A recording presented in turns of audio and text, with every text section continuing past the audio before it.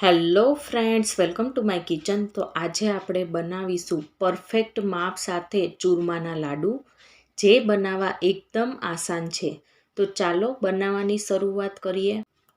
ચૂરમાના લાડુ બનાવવા માટે લાડવાનો લોટ અથવા તો આપણે ભાખરીનો જે કરકરો લોટ હોય છે તે મેં અહીં 4 બાઉલ લીધેલો છે. અને હવે તેની સાથે સાથે 2 મોટી ચમચી જેટલો આપણે સોજી એડ કરીશું અને 2 મોટી ચમચી જેટલો આપણે ચણાનો લોટ એડ કરીએ. મોણ માટે મેં અહીં ઘીને ઉફાળું ગરમ કરી લીધું છે. તો એ આપણે થોડું થોડું એડ કરતા જશું અને આ રીતે લોટને મસળતા જશું. અહીં મોણ છે એ મુઠ્ઠી પડે તેટલું આપણે દેવાનું છે. તો હજી પણ કોરો લોટ જણાઈ રહ્યો છે, તો હજી પણ થોડું ઘી આપણે એડ કરીશું અને ફરીવાર આ રીતે મસળી લઈએ. તો ફ્રેન્ડ્સ, તમે જોઈ રહ્યા છો કે એકદમ પરફેક્ટ એવી મુઠ્ઠી પડે છે, તો એકદમ પરફેક્ટ એવું મોણ થયું છે. તો અહીં મેં પાણીને હુંફાળું ગરમ કરી લીધું હતું, તો એ આપણે આમાં થોડું થોડું એડ કરતા જશું અને લોટને મસળતા જશું. તો બસ આ રીતે થોડું થોડું પાણી એડ કરતા જવાનું અને લોટને મસળતા જવાનું. અહીં લોટ છે એ આપણે ભાખરીનો લોટ બાંધી એના કરતાં થોડો કઠણ એવો આ લોટ બાંધવાનો છે. થોડી વારમાં તો એકદમ પરફેક્ટ એવો લોટ છે એ બંધાઈ ગયો છે. તો હવે આપણે આમાંથી મુઠિયા વાળી લઈશું. હવે આપણે જે નોર્મલ ભાખરી બનાવતા હોય ત્યારે જે લુવો લઈએ, બસ એ સાઈઝનો આ લુવો આપણે લેવાનો છે. તો 2 હાથની મદદથી આ રીતે ફિંગરથી પ્રેસ કરતા જઈશું અને આ તૈયાર કરતા જઈશું. તો અહીં જો એક મુઠ્ઠી તો આપણું રેડી પણ થઈ ગયું છે. તો આવી જ રીતે બીજા બધા આપણે તૈયાર કરી લઈએ. તો અહીંયા મેં બધા જ મુઠિયા આવી રીતના રેડી કરી લીધા છે. તો હવે આપણે તેને તળીએ. મેં અહીં પહેલેથી તેલ ગરમ કરવા માટે મૂકી દીધું હતું. તો એકદમ પરફેક્ટ એવું તેલ ગરમ થઈ ગયું છે. તો હવે આપણે ધીમો ગેસ કરીને 1 બાય 1 મુઠિયા છે એ એડ કરતા જશું. તો તમે જુઓ, અહીં મેં 4 થી 5 મુઠિયા મેં એડ કર્યા છે. અને આ મુઠિયા છે એ આપણે લાઇટ ગોલ્ડન બ્રાઉન કલરના થાય ત્યાં સુધી આપણે તેને તળવાના છે. 5 મિનિટ બાદ આપણે તેને પલટાવીશું. તો ફ્રેન્ડ્સ, તમે અહીં જુઓ, થોડી વારમાં તો મુઠિયાનો કલર છે એ સાવ ચેન્જ થઈ ગયો છે. તો હવે આપણે તેને ચારામાં કાઢી લઈએ, એટલે જે વધારાનું તેલ હોય તે નીતરી જાય. તો આવી જ રીતે બીજા બધા મુઠિયા પણ આપણે તળી લઈશું. મુઠિયા એકદમ સરસ ઠરી ગયા છે. તો આ રીતે આપણે તેને ટુકડા કરીશું અને મિક્સર જારમાં તેને આપણે ક્રશ કરી લઈએ. મેં અહીં થોડું આ રીતનું જાડું એવું ક્રશ કર્યું છે. મિક્સરને ઓફન કરીને તમારે ક્રશ કરવાનું, એટલે આ રીતનું જાડું ક્રશ થશે.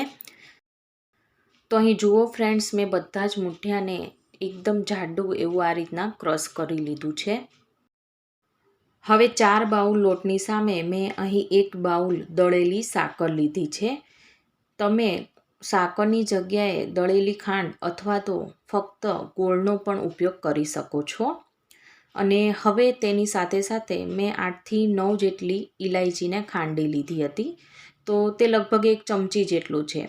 તો તેને પણ આપણે આમાં એડ કરીશું. અને તેની સાથે સાથે 10 થી 12 જેટલા કાજુ અને 10 થી 12 જેટલા બદામના આ રીતના મોટા મોટા ટુકડા કરી લીધા છે. તો એ પણ હવે આપણે આમાં એડ કરીએ. એકવાર બધું સારી રીતે આપણે મિક્સ કરી લઈએ, એટલે આ દળેલી સાકર અને ઇલાયચી અને ડ્રાયફ્રૂટ્સ છે એકદમ પરફેક્ટલી એવા મિક્સ થઈ જાય. અહીં પરફેક્ટ એવું સરસ મિક્સ થઈ ગયું છે. તો હવે આપણે અડધી વાટકી મેં અહીં દેશી ગોળ લીધેલો છે. તો અહીં આપણે એ એડ કરીશું.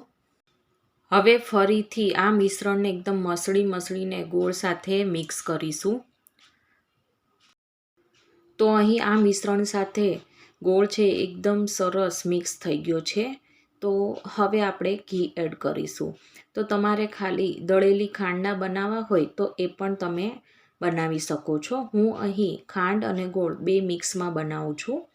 તો હવે આપણે ઘી એડ કરીશું.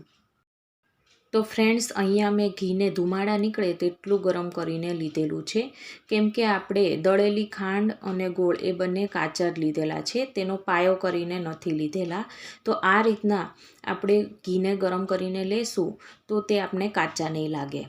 તો હવે આપણે આ રીતના થોડું થોડું કરીને ઘી એડ કરતા જશું અને આ રીતના મિશ્રણને મિક્સ કરતા જશું. તો આપણે ચમચીની મદદથી આ રીતે મિક્સ કરી દઈએ, કેમ કે ઘી છે એ બહુ જ ગરમ છે. ફરીવાર આપણે થોડું ઘી એડ કરીએ અને ચમચીની મદદથી આપણે મિક્સ કરતા જઈએ. તો 4 બાઉલ લોટની સામે મેં અહીં 1 બાઉલ ઘી લીધેલું હતું, તો તેમાં અહીં આપણે 5 મોટી ચમચી જેટલું ઘી વધ્યું છે. તો એકદમ પરફેક્ટ એવું હવે ઘી થઈ ગયું છે. તો હવે આપણે હાથની મદદથી બધું એકવાર સારી રીતે મિક્સ કરી લઈએ.